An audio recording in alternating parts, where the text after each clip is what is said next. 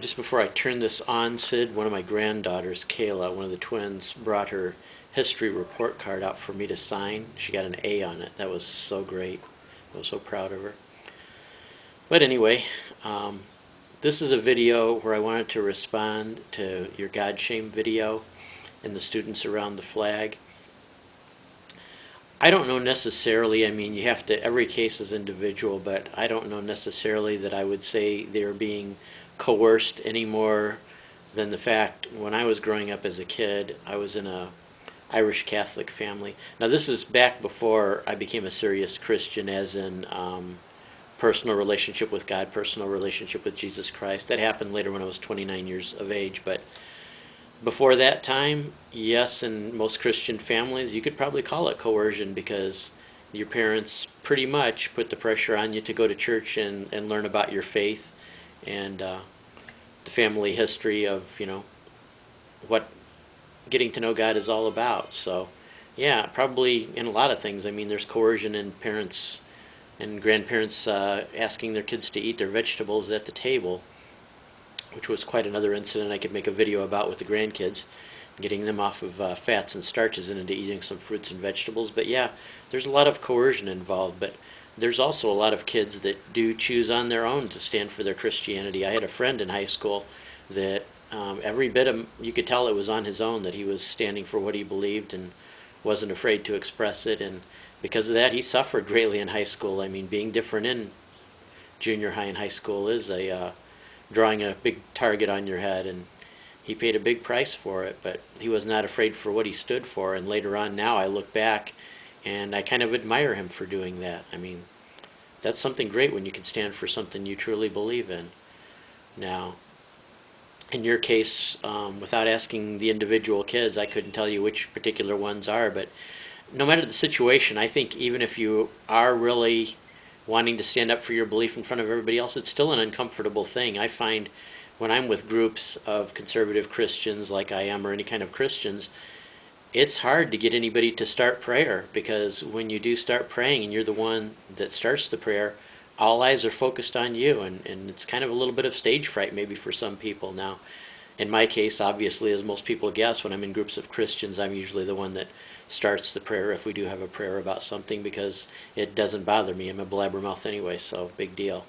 But that's just a thing in general about people sticking out and all eyes being focused on you. But overall, I noticed some of your comments too said about separation of church and state and not allowing any kind of religious belief or anything like that in the school system. I don't agree with that at all. I mean, obviously, I don't even as a Christian want the public school endorsing any particular religious belief. I don't want them teaching any particular religious belief. That's up to me to do with my family and my children. But when it's not school time per se, if a group of students that have a particular religious belief want to pray before or after school, or maybe quietly read a Bible or read the Quran or whatever religious book during a study hall or something like that, if they're not assigned homework to do, I don't find a problem with that at all. I don't think all of a sudden your religious beliefs should just be canceled out and dismissed because you are somewhere near a public school or even inside the building, provided it doesn't obviously disrupt your normal studies. I mean,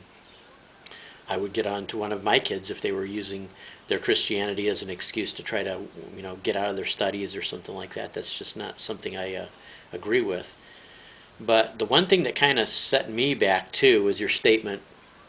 And believe me, this was one of your greatest vlogs, by the way. I love the ones that just, I have to walk around for a couple of days thinking about what you said, because it gets me to thinking, and I love that. But being that you are a member of a minority too that's been discriminated against and still is, when you said the thing about listening to a Christian song, and then at the end, you're getting into it, kind of liking it, in the end you found out, oh, it's a Christian song, and then you're kind of like, hey, well, that's kind of the same thing I think a lot of people in your minority think about Christians too, that, oh, all of a sudden, and I'm not saying I'm totally guiltless either. I mean, I had my prejudices too that I'm working on, but yeah, Christians would think, well, I got to know somebody, they're a really great person, and all of a sudden you find out, ooh, they're gay, and it's like, ooh, now I don't want to be friends with them anymore because they're gay. Well, obviously, I've gotten past that because I have a lot of friends, and as a matter of fact, that on the air TV Glow is transsexual, and I'm very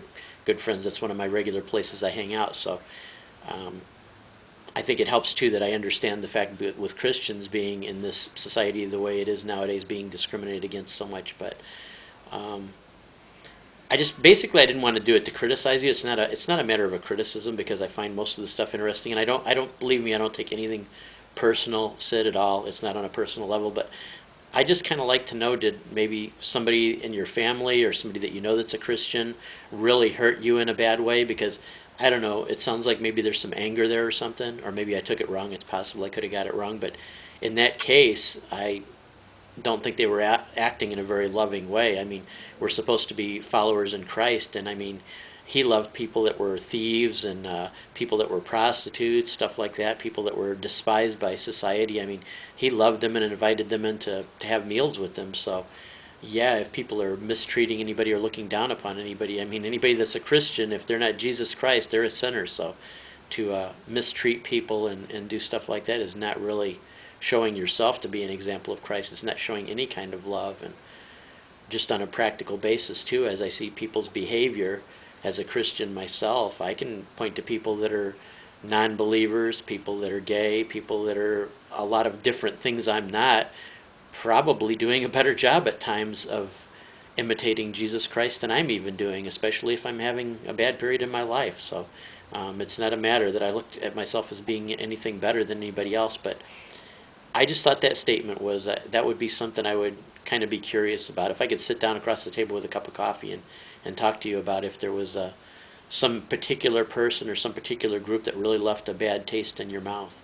It's not something that is unusual even for Christians to do that to each other also, because I've heard from friends too, when they either get sick or something like that happens, that their other Christians, instead of praying for them in a loving way for them to get better, some of their Christians will actually come up to them and say things like, well, there must be some sin in your life that you haven't dealt with because God's punishing you because you're sick, and ridiculous things like that. I mean, but that was basically what I wanted to say, and I guess for a while I'll leave this video on just for you to see and maybe some close friends to see, and leave it up to you if you want it to become more public or something like that, just so I don't want it to come off as some kind of an attack, because you're a close friend of mine, I think, at least, and I'm a close friend of yours, I hope.